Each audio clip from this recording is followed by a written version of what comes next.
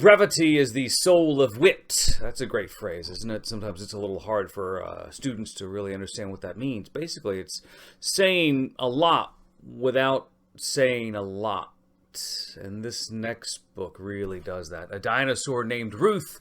How Ruth Mason discovered fossils in her own backyard. And it's a fascinating book for me because I consider myself kind of an amateur paleontologist. Although my knowledge of the specific dinosaurs and their pronunciation of the names, not so good, I like to read about dinosaurs. And I like to just discover about how they were discovered, where they were, and all that stuff. And what's fascinating about this is Ruth Mason, basically a child of the late 1800s, early 1900s. Her family moved to South Dakota in the Badlands.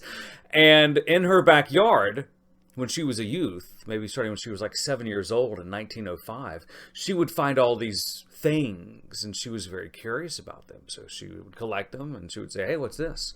And none of the schools around her, the universities, no doctors, nobody could tell her what they were.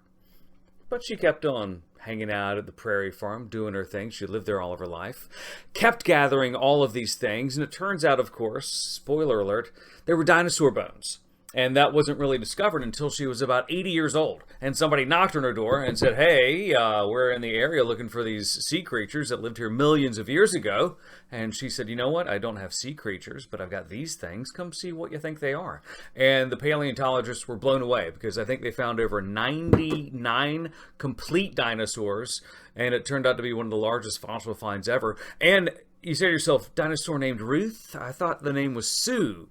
And you've probably heard about the Sioux, the T-Rex that was found in the Badlands. That was actually after this. The paleontologists discovered all the dinosaurs on Ruth Mason's farm, Ruth Mason's property, and then went down the street, and they were about to give up, and they found Sioux. That's a different story. Fascinating story, anyway.